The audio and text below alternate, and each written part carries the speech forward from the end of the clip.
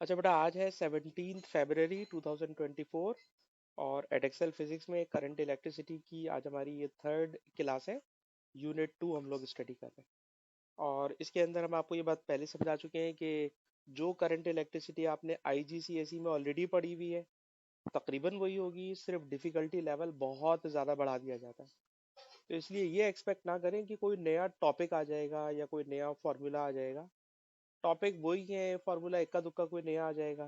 पर मेन चीज़ है कि क्वेश्चंस में डिफिकल्टी लेवल ऑब्वियसली बहुत हाई करते चले जाएंगे। तो बेटा, कल की क्लास जब मैंने ख़त्म की थी तो कल की क्लास के अंदर अभी तक हम जो फार्मूले पढ़ चुके हैं उस फार्मूला शीट को अगर हम लोग रिवाइज कर लें तो सबसे पहला फार्मूला हम लोगों ने पढ़ा हुआ है करंट। करंट होता है rate of flow of charge. हमने पढ़ा हुआ है वोल्टेज। वोल्टेज होता है work done per unit charge. फिर हम लोगों ने पढ़ी हुई है एनर्जी। एनर्जी होती है वोल्टेज इनटू चार्ज। और कभी भी वैसे टाइम गिवन हो तो पावर इनटू टाइम। और पावर के भी हमारे पास फिर बहुत सारे फार्मूले, वोल्टेज करंट टाइम और इसी तरह आई स्क्वायर आर और वी स्क्वायर अपॉन आर। ये सारी पुरानी बातें हैं जो मैं आपको सिर्फ याद दिला रहा हूँ ये एनर्जी के फार्मूले पे।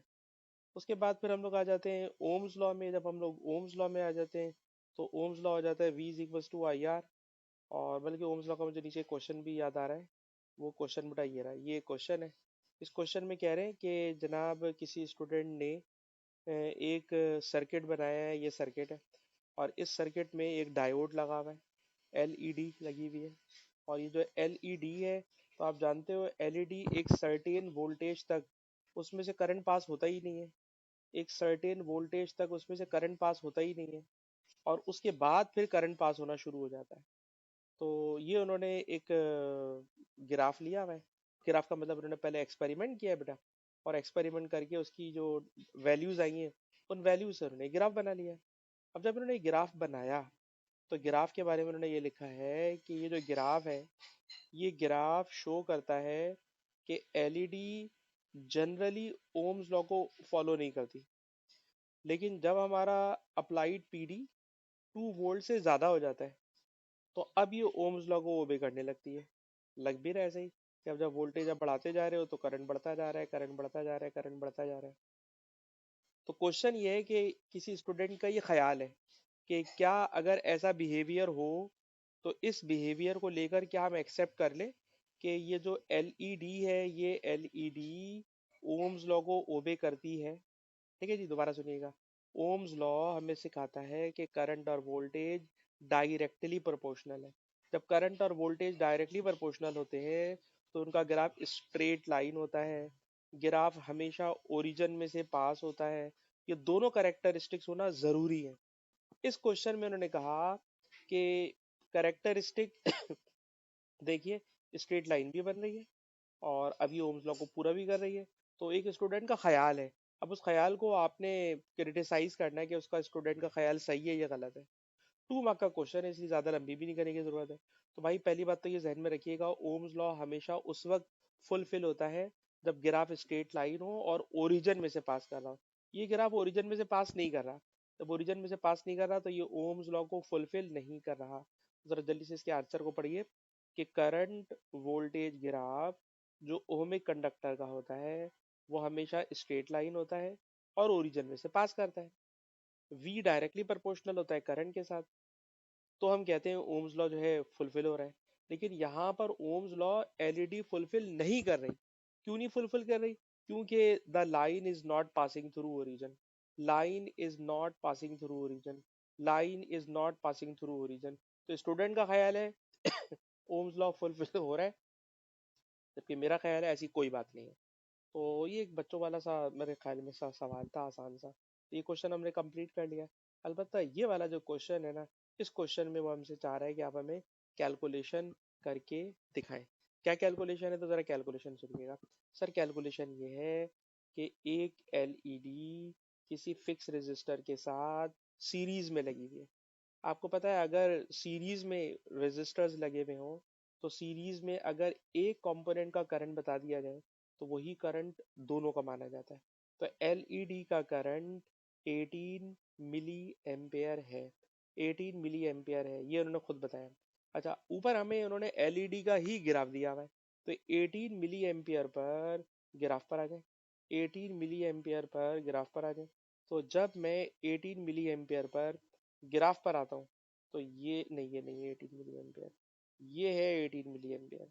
इस 18 मिली एम्पियर से मैं ग्राफ पर आया, और जब मैं ग्राफ से एक्स एक्सिस पर आया, तो मुझे वोल्टेज की वैल्यू मिल गई 2 वोल्ट। तो 18 मिली वोल्ट पर, सॉरी 18 मिली एम्पियर पर जो एलईडी है उसका वोल्टेज 2 वोल्ट है। अब टोटल वोल्टेज बटा 5 है, तो सीरीज में वोल्टेज डिवाइड हो जाता है। 5 में से 2 यहाँ आ गया, तो 3 यहाँ पर आ गया होगा। तो एक बात तो ये डिसाइड हो गई कि वोल्टेज 3 वोल्ट होगा। अच्छा, दूसरी बात ये कि अभी मैंने आपको बताया करंट दोनों का सेम होता है, तो जितना करंट एलईडी से गुजरेगा उतना ही करंट इस फिक्स्ड रेजिस्टर से भी गुजरेगा, दैट इज 18 मिली एम्पियर। पर ये सवाल 4 नंबर का है, ये मेरी अकल से बाहर की बात है, क्योंकि सिंपल सी बात है, रेजिस्टेंस निकालनी है रेजिस्टर की। तो यार रेजिस्टेंस होती है V is equal to I R. ठीक है जनाब, डायोड का वोल्टेज ग्राफ से निकाला, रिमेनिंग वोल्टेज इधर आ गया 3 वोल्ट। डायोड का करंट 18 मिली एम्पियर, तो फिक्स रेजिस्टर का करंट भी 18 मिली एम्पियर। आर बेटा कैलकुलेट करना है, तो कोई बच्चा बेटा मेरी हेल्प करेगा, क्या आ जाएगा? जैसा कि भाई बता सकते हैं कितना आर आ जाएगा?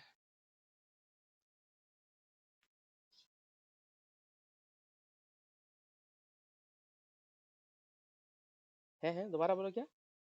1, हाँ 67, चले, तो इसको 167 ही ले लो यार, राउंड ऑफ कर दिया हमने। ठीक है जनाब, और 170 करने तो और ज़्यादा हो जाएगा, 2SF में हो जाएगा, क्योंकि सारा डाटा इनका मैक्सिमम 2SF में। अच्छा जी, और आगे चलें। ये सवाल तो कुछ भी नहीं था, बहुत ही आसान सा सवाल था, कोई ऐसी उसके अंदर मुश्किल बात नहीं आई। अच्छा जी, क्वेश्चन नंबर 1 में पहले करा चुका हूँ, इसलिए मैं इसको इग्नोर मार रहा हूँ।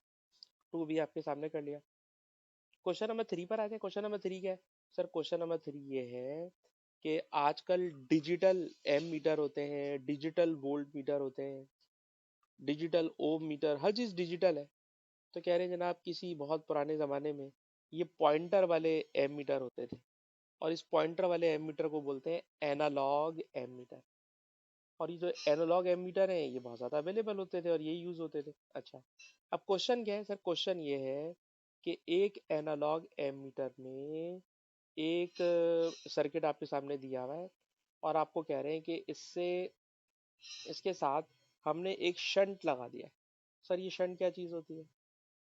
तो मैं आपको एक आसान सी बात बताऊं ताकि आपको मेरी बात समझ में आ सके कि जो एनालॉग एम मीटर होते थे ना बेटा, वो बहुत ज़्यादा करंट मेजर नहीं कर सकते थे। ये बता बता कि एक्स्ट्रा थ्योरी पढ़ा रहा हूँ। वो ज़्यादा करंट मेजर नहीं कर सकते थे, थोड़ा सा करंट मेजर कर सकते थे।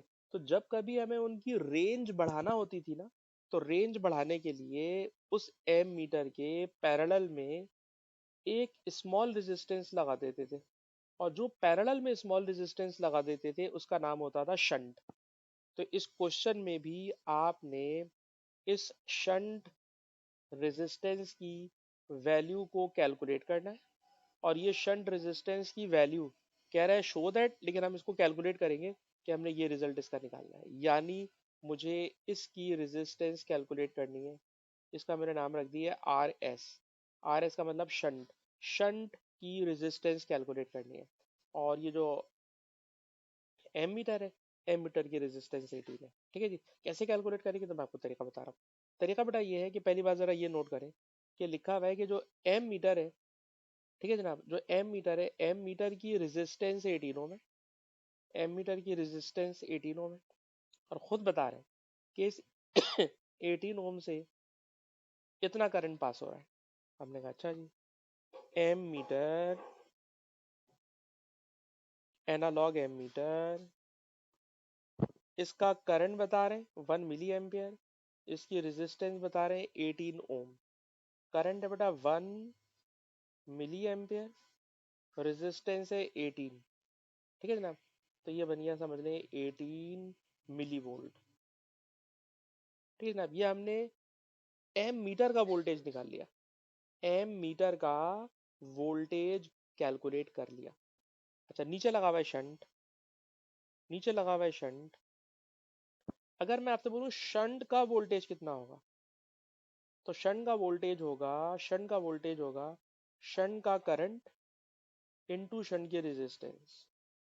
पता शंट का करंट कितना होगा? सर टोटल करंट आ रहा था 2 एम्पियर, 2 में से 1 मिली एम्पियर ऊपर चला गया, तो जो बाकी नीचे आएगा ना, वो नीचे आने वाला करंट होगा total current minus shunt current, sorry minus ammeter current. Ammeter का करंट था 1 मिली एम्पियर, यानी 0.001, और शंट की रेजिस्टेंस हमने कैलकुलेट करनी है। ठीक है जनाब, तो कोई इतनी मुश्किल बात नहीं है। टोटल करंट 2 एम्पियर है, 2 में से 1 मिली एम्पियर करंट ऊपर चला गया। जब 1 मिली एम्पियर करंट ऊपर चला गया, तो सर जो बाकी करंट था, सर वो बाकी करंट नीचे आ गया।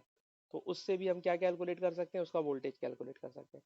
अगर अब दोनों के वोल्टेज आ गए, तो बताइए एम मीटर और शंट पैरेलल है। पैरेलल में याद रखिएगा दोनों का वोल्टेज इक्वल होता है। वोल्टेज इक्वल होता है मतलब टू, अच्छा थोड़ी लंबी कर ले, शंट का voltage equal to ammeter के वोल्टेज के बराबर होगा, दोनों पैरेलल है। शंट का वोल्टेज शंट का वोल्टेज है 2 - 0.001 इंटू आर एस, और एम मीटर का वोल्टेज है 18 एक्सपोनेंट -3। आर एस बटा कैलकुलेट करना है, और अगर आपने आर एस कैलकुलेट करना है, तो आर एस कैलकुलेट करने के लिए जो नंबर यहाँ मल्टीप्लाई है, ये वहाँ जाके डिवाइड हो जाएगा, और जब आप इसको डिवाइड करोगे तो आपको शंट की रेजिस्टेंस मिल जाएगी, और वो शंट की रेजिस्टेंस होगी 9 एक्सपोनेंट -2। शो दैट कितनी करनी थी भाई? शो करनी थी 0.01, 0.01। आप जरा चेक करके बताएं आपकी कितनी आ रही है भाई? 0.009, 0.009, ठीक है ना? और 0.009 को उन्होंने राउंड ऑफ करके क्या 0.001 ले लिया? ये लिखा था ना, सवाल सवाल था show that shunt would have resistance about 0.01, तो 0.01 उन्होंने उसको राउंड ऑफ करा दिया, यानी 0.009 को राउंड ऑफ करा दिया 0.01 में, यानी इस 9 को उन्होंने राउंड ऑफ किया, 9 को हटाया तो पीछे वाला नंबर 1 बढ़ा दिया, तो इसका रिजल्ट आ गया 0.01। तो कैलकुलेटर से जो नंबर आ रहा है वो ये वाला आ रहा है, और उन्होंने जो आंसर दिया हुआ है उसके अकॉर्डिंगली लिखने के लिए हमने उसको राउंड ऑफ करके 0.01 बना लिया। तो सवाल में सिर्फ लैंग्वेज तंग करने वाली है कि पुराने ज़माने का ammeter, it is called analog ammeter. Analog ammeter की resistance 18 ohm, analog ammeter की रेजिस्टेंस 18 ओम, उससे कितना करंट जा रहा है 1 मिली एम्पियर। हमने एनालॉग एम मीटर का वोल्टेज निकाल लिया, 18 आ गया।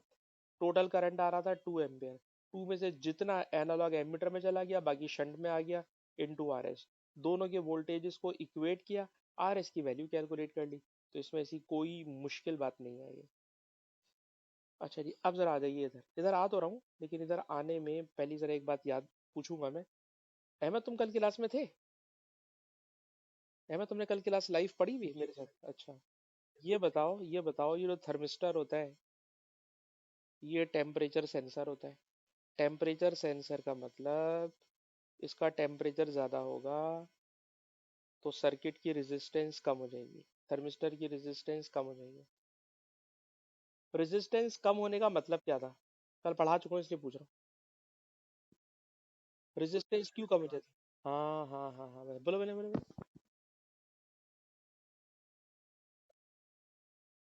हाँ, तो जबरदस्त भैया, आपको याद है वाली बात। थर्मिस्टर में जब टेम्परेचर बढ़ता है, तो थर्मिस्टर के इलेक्ट्रॉन्स, एटम के इलेक्ट्रॉन्स थर्मल एनर्जी एब्जॉर्ब करके एक्साइटेड हो जाते हैं। तब वो एक्साइटेड हो जाते हैं, तो वो करंट पास कराने के लिए मोर अवेलेबल हो जाते हैं।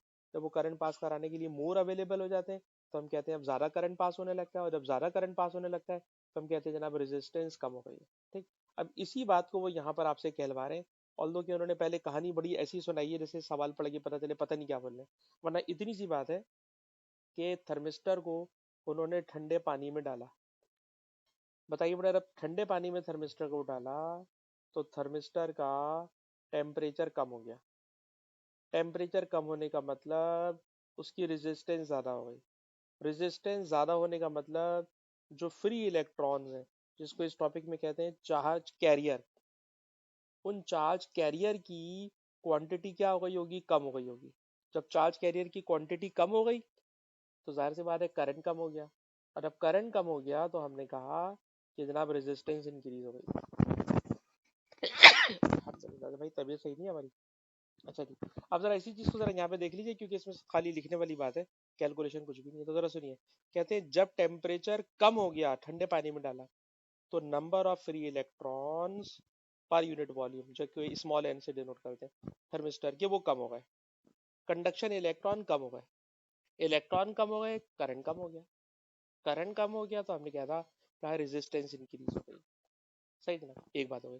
दूसरी बात देखिए, जिसकी रेजिस्टेंस इंक्रीज हो जाती है, जिसकी रेजिस्टेंस इंक्रीज हो जाती है, ये रेजिस्टेंस इंक्रीज हो गई।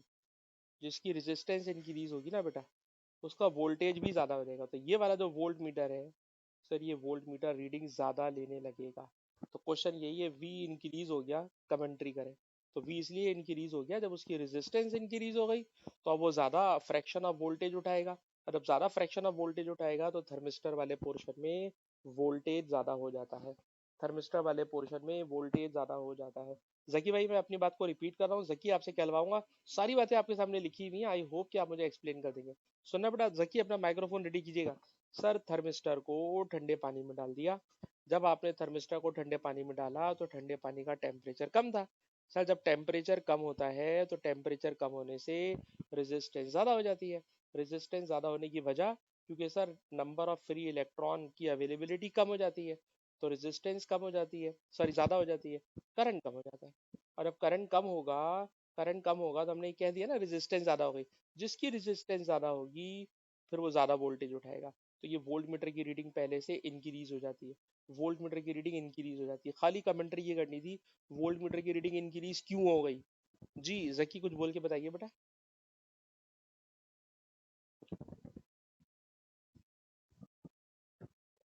हाँ, जबरदस्त, जबरदस्त। वोल्ट मीटर की रीडिंग इंक्रीज हो रहेगी क्योंकि असल में रेजिस्टेंस इंक्रीज हुई है, जिसकी वजह से वोल्टेज इंक्रीज हो गया। जबरदस्त जी, जबरदस्त। अगर ये और आगे आ जाए, तो ये वाला जो क्वेश्चन है, ये वाला क्वेश्चन भी बहुत ही आसान सा क्वेश्चन है, और अभी तक एडेक्सल में हमने करंट इलेक्ट्रिसिटी की कोई बहुत खतरनाक सवाल अभी तक तो नजर नहीं आ रहे। ठीक है जी, जरा देखते हैं सवाल को। इस क्वेश्चन में क्या बोले तो जरा सुनिए।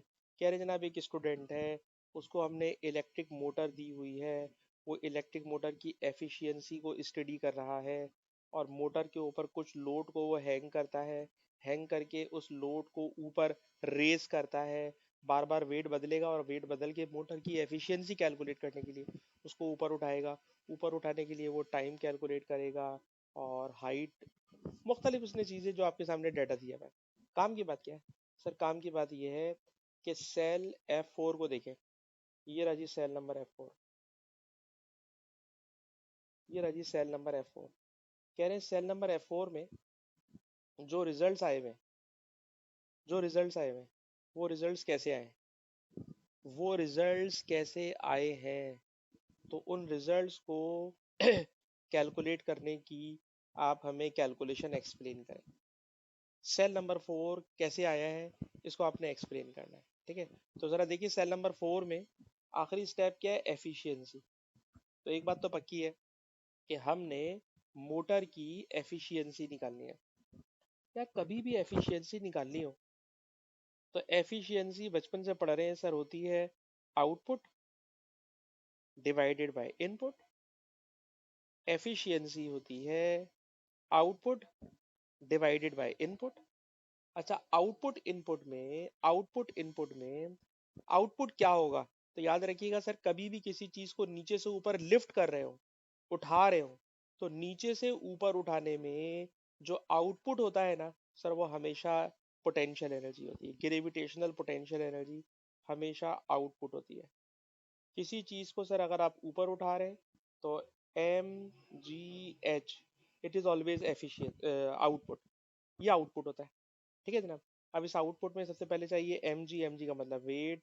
सर वेट है इसके अंदर 4, वेट है इसके अंदर 4। हाइट चाहिए, सर हाइट है 0.825। तो ये आउटपुट एनर्जी हो गई। अच्छा, इनपुट क्या दे रहे हैं सर? मोटर है ना सर, मोटर को इलेक्ट्रिकल एनर्जी दे रहे हैं। और अभी बिल्कुल क्लास के शुरू में मैंने बताया था इलेक्ट्रिकल एनर्जी होती है पावर इनटू टाइम। पावर होता है वोल्टेज करंट इनटू टाइम। अब आप जरा देखिए सेल नंबर 4 में वोल्टेज, सर वोल्टेज है 4.3। करंट सर, करंट है 2.1। टाइम, टाइम है 2.19। सॉल्व करोगे तो इनपुट आ जाएगा। आपको निकालनी है एफिशिएंसी। सर एफिशिएंसी होती है output divided by input. Output upon input. Output, output है, सर किसी बच्चे को आवाज लगा दो, कुंडी लगा लेगा। अब्दुल्ला को बोलो आवाज लगा दो, कोई आ जाएगा। आउटपुट, आउटपुट है बेटा 0.825, ये बेटा आउटपुट हो गया। डिवाइडेड बाय इनपुट, इनपुट है बेटा 4.3, 2.1, 2.19। ठीक है जनाब। अब एफिशिएंसी का रिजल्ट 0.17 आना चाहिए। आ जाएगा जी, आ जाएगा। ठीक है जनाब। 0.17 नहीं आ रहा, मैंने मार्किंग इसी में नजर मारी है, तो वहां लिखा हुआ आ रहा है 0.167। और 0.167 को हम राउंड ऑफ करके 0.17 ले सकते हैं। राउंड ऑफ करके 0.17 हम लोग ले सकते हैं। ठीक है जी। अच्छा जी, ठीक है जी, ठीक है, ठीक है, ठीक है, ठीक है। हमने जकी के लिए भी बात को नोट कर लिया है। तो जकी भाई भी ज़्यादा आंसर नहीं कर सकते, इनको भी मेरी तरह तबीयत इनकी सही नहीं है। और अब्दुल्ला साहब गाड़ी में है, तो बेटा अहमद अब आपकी सारी जिम्मेदारी आपके ऊपर आ गई है अहमद भाई। अच्छा जी, और आगे चलते हैं। Question number 6। क्वेश्चन नंबर 6 बेटा क्या है? क्वेश्चन नंबर 6 सर ये है, एम मीटर, वोल्ट मीटर सब कुछ आपके सामने लगा हुआ है। कह रहे हैं किसी स्टूडेंट ने एम मीटर से करंट की रीडिंग्स ली हैं, वोल्ट मीटर से वोल्टेज की रीडिंग्स ली हैं। इन रीडिंग्स को लेकर उसने एक ग्राफ बनाया है। वो जो ग्राफ उसने बनाया है अभी मैं आपको दिखाता हूँ नीचे ग्राफ कैसा है। और ये बताओ ग्राफ में, पहले से डिसाइड कर लो, graph must be straight line and passing through origin. अगर ऐसा है तो इट्स ओके, और अगर ऐसा नहीं हुआ तो हम कंक्लूजन में बोल देंगे नहीं भाई ओम्स लॉ कोई पूरा नहीं हो रहा। तो जरा देखिए, अहमद बताइएगा, क्या आपको लग रहा है कि ये ओम्स लॉ पूरा हो रहा है यहाँ पे? ओरिजिन के थ्रू नहीं जा रही, और जब ये ओरिजिन के थ्रू नहीं जा रही लाइन, तो अब जरा इसका बेटा आंसर को पढ़िए।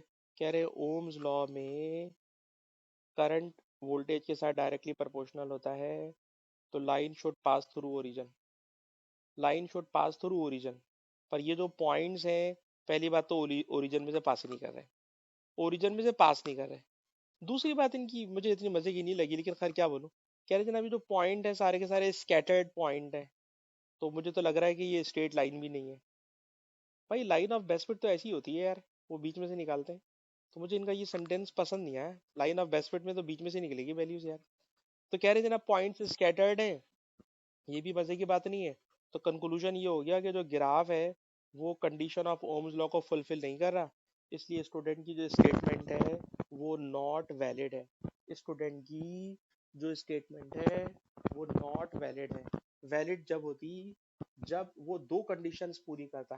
Condition number one, condition number one, अभी बैठना चाह रही हो तुम? कंडीशन नंबर वन, जब लाइन ओरिजिन में से पास करे। Condition number two, line straight line हो। तो ये बेटा दूसरी कंडीशन को फुलफिल नहीं कर पा रहा, और अभी दूसरी कंडीशन को फुलफिल नहीं कर पा रहा, तो इसलिए हम कहेंगे कि ये ओम्स लॉ को पूरा नहीं कर रहा। सर ये ओम्स लॉ को पूरा नहीं कर रहा। तो इस सवाल में भी देखा जाए तो कोई खास मुश्किल बात तो नहीं की गई कि बस ओम्स लॉ के लिए ग्राफ स्ट्रेट लाइन होना चाहिए and it must pass through origin होना चाहिए। अच्छा जी, और आगे चलते हैं। जब हम और आगे चलते हैं तो ये एक सवाल है, इस सवाल को जरा जल्दी से देख के बताओ अहमद, ये सवाल करा हुआ है या नहीं? अहमद, ये मैंने कल कराया है, तुमने किसका मतलब है कल की वीडियो देखी नहीं है? कल ये सवाल मैंने कराया, ठीक है? तुमने कल की वीडियो नहीं देखी ना बेटा?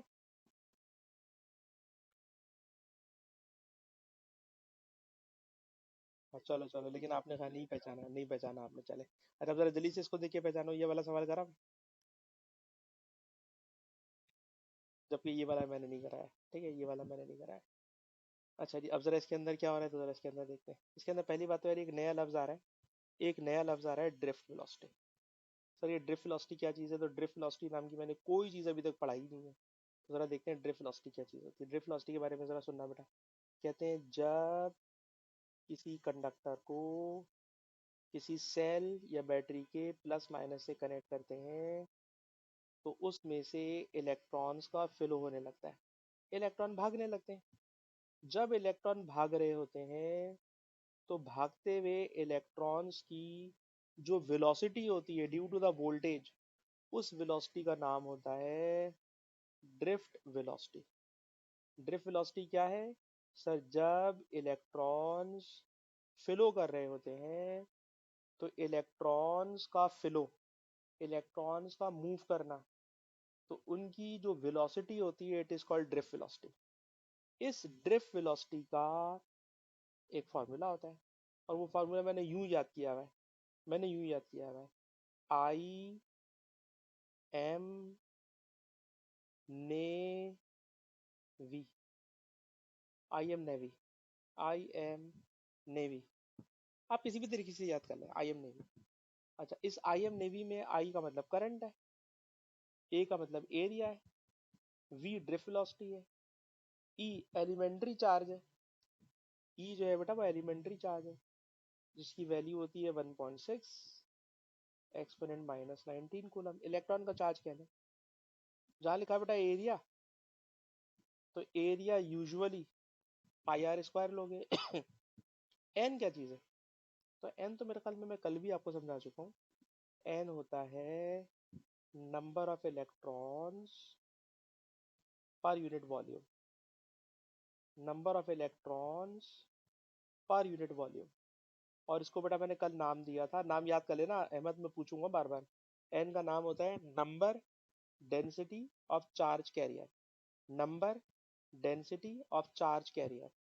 कैपिटल एन सिर्फ नंबर ऑफ इलेक्ट्रॉन होते हैं, और स्मॉल एन का मतलब होता है number density of charge carrier, number density of charge carrier. अब जरा बेटा सवाल में आ जाए। क्वेश्चन क्या है? क्वेश्चन है calculate drift velocity. Drift velocity calculate करनी है भाई। ड्रिफ्ट वेलोसिटी कैलकुलेट करने के लिए पहले फार्मूला लिखिए। तब आप फार्मूला लिखते हो तो फार्मूला है आई एम ने वी। सर आपने वी कैलकुलेट करना है, वी को सब्जेक्ट बना लो। जब आप बेटा वी को सब्जेक्ट बनाओगे, तो ऊपर आएगा करंट। सवाल में ढूंढो करंट कितना है। सर करंट है 1.9, करंट है 1.9, ठीक है जी। उसके बाद स्मॉल एन, स्मॉल एन का नाम होता है charge carrier density, number density of charge carrier, charge carrier density. Value है इसकी 1.7 exponent 29, 1.7 exponent 29, it is the value of n. फिर चाहिए मुझे एरिया, एरिया होता है पाई आर स्क्वायर। आर के लिए डायमीटर दिया हुआ है, डायमीटर को बटा 2 से डिवाइड कर दो, तो 12.2 का आधा 6.1 मिलीमीटर है, ये मैंने लिख दिया। ये हो गया पाई आर स्क्वायर। सर हमें चाहिए वी, और वी के लिए ई बेटा वहाँ मल्टीप्लाई, ई भी यहाँ पे आके डिवाइड होगा, और अब ई डिवाइड होगा तो ई होगा बेटा 1.6 एक्सपोनेंट माइनस 90। तो फार्मूला भैया इतना लंबा फार्मूला, वरना इस सवाल में कोई ऐसी मुश्किल बात नहीं है। सवाल उस वक्त अजाब हो जाता है जब क्वेश्चन में वो अनसर्टेनिटी दे देते हैं। अहमद कल वाली क्लास को देखना, कल जो आज मैंने भी तुम्हें बोला है, जो तुमने देखी भी नहीं है वीडियो, मुझे अंदाजा, करंट इलेक्ट्रिसिटी वाली, उसके अंदर अनसर्टेनिटी वाली जो कैलकुलेशन है ना वो भारी पड़ जाती है। अनसर्टेनिटी वाली कैलकुलेशन भारी पड़ जाती है। सर इसमें तो अनसर्टेनिटी कुछ है ही नहीं, सीधे सीधे नंबर दिए हैं, सारे के सारे नंबर सीधे सीधे पुट करोगे, और पुट करके जब आप इसको सॉल्व करोगे, तो आपको ड्रिफ्ट वेलोसिटी का आंसर मिल जाएगा। और इसका जो आंसर आ रहा है वो आंसर आना चाहिए आपका 5.8 एक्सपोनेंट माइनस 7 मीटर पर सेकेंड, ठीक है जनाब। 5.8 एक्सपोनेंट माइनस 7 मीटर पर सेकेंड, ये आप करोगे बेटा, ये इसका आंसर आ जाएगा। अच्छा जी आगे चले, जल्दी से सवाल को देख के बताओ, ये सवाल कल करा है जी, और इसी के अंदर अनसर्टेनिटी थी, इसी में अनसर्टेनिटी। अच्छा तो मैं एक तंग करने जा रहा हूँ। ये बताना, अगर कोई डिवाइस दिया हुआ हो और डिवाइस की रीडिंग की अनसर्टेनिटी निकालनी हो तो कल क्या तरीका बताया था? हाँ जबरदस्त भाई, तुम्हें तो याद है। Smallest reading 0.1, it is called accuracy. Sir उसको आधा कर देते हैं। इसका मतलब है तुमने सही वीडियो देखी हुई है। अच्छा जी, और आगे चले। उसके बाद ये एक और क्वेश्चन है। इस क्वेश्चन में क्या हो रहा है, तो सर क्वेश्चन में हो ये रहा है, पूरी कहानी आप बाद में पढ़ लीजिएगा, ठीक है ना। जो मैं इस क्वेश्चन में जो चीज़ मुझे रिक्वायर है मैं उसके ऊपर चलना। रिक्वायरमेंट बेटा ये है कि एक बैटरी है, उस बैटरी को मैंने फुली चार्ज करना है सोलर पैनल से। सोलर पैनल से मैंने उसको चार्ज करना है। एफिशिएंसी 100% है, यानी जितना इनपुट होगा उतना आउटपुट होगा। कभी भी कह दें एफिशिएंसी 100%, तो इनपुट इक्वल टू आउटपुट। अच्छा, इनपुट आउटपुट दोनों एनर्जीज भी हो सकते हैं। इनपुट आउटपुट हमेशा दोनों पावर्स भी हो सकते हैं, ठीक है ना। तो इसलिए पावर की फॉर्म में भी होती है, और इनपुट आउटपुट जो होता है वो एनर्जी की फॉर्म में भी होता है। अब क्वेश्चन क्या है सर, क्वेश्चन ये है, इनपुट क्या है सर? इनपुट है सोलर पैनल। धूप आ रही है, it is input. Solar panel कितने लगे हुए हैं? सोलर पैनल लगे हुए हैं छोटे छोटे से 380। 380 पैनल लगे हुए हैं। Panels are connected in parallel and current provided by each panel 0.45 ampere. देखो पड़ा, जब पैरेलल में लगे हुए होंगे ना, जब पैरेलल में लगे हुए होंगे, तो पैरेलल में जो पैनल लगे हुए होते हैं, और मतलब पैरेलल में रेजिस्टर भी अगर लगे हुए हो, तो जाहिर सी बात है हर एक का जो करंट आएगा ना, अगर 380 पैनल्स हैं, तो 380 पैनल्स के लिए 380 से उसको क्या करना पड़ेगा, मल्टीप्लाई करना पड़ जाएगा। तो 380 पैनल्स, ठीक है ना। पावर का फॉर्मूला क्या होता है सर? पावर का फॉर्मूला होता है voltage into current. Voltage into current, ठीक है। तो 380 पैनल्स है, और हर पैनल से करंट आ रहा है 0.45। ये करंट है जी, ये करंट है 0.45 करंट, ठीक है ना। वोल्टेज कितना आ रहा है सर? वोल्टेज आ रहा है 5.5। ईच सेल का वोल्टेज 5.5। अच्छा, अगर ये पैरेलल लगे हुए हैं, तो याद रखिएगा पैरेलल में कोई वोल्टेज प्लस प्लस नहीं होते, एक ही वैल्यू को हम लोग ले लेते हैं। तो एक वैल्यू 5.5 वोल्ट ही लूंगा। तो दोबारा गौर से सुनिएगा सर, 380 पैनल, हर पैनल से करंट आ रहा है 0.45। तो हर पैनल का करंट 0.45 है, मल्टीप्लाई करूंगा टोटल करंट हो जाएगा। जो सेल है उनका वोल्टेज 5.5। पैरेलल है तो पैरेलल में सबका वोल्टेज एक जैसा होता है, तो वोल्टेज को एक ही दफा लिखते हैं। Is equal to output. Sir output क्या है सर? आउटपुट है, हम लोग बैटरी को करने जा रहे हैं चार्ज। बैटरी कितने पावर की है? तो लिखा हुआ है कि बैटरी जब फुली चार्ज होती है ना, तो उसमें इतनी एनर्जी स्टोर हो सकती है। हम लोग काम कर रहे हैं पावर पे, याद रखिएगा हमारी जो अभी कैलकुलेशन चल रही है वो पावर पे चल रही है। और पावर होती है लेफ्ट साइड पे voltage into current, voltage into current. और राइट साइड पे पावर, सर पावर होगी energy into time, energy into time, ठीक है ना। पावर होती है वी आई, पावर होती है एनर्जी इंटू टाइम। मैंने क्लास के बिल्कुल शुरू में ऊपर लिस्ट बनाई थी, ठीक है जी। अच्छा अब आप जरा देखिए, ये 380 ऐसे ही है बेटा, 0.45 ऐसे ही है, 5.5 ऐसे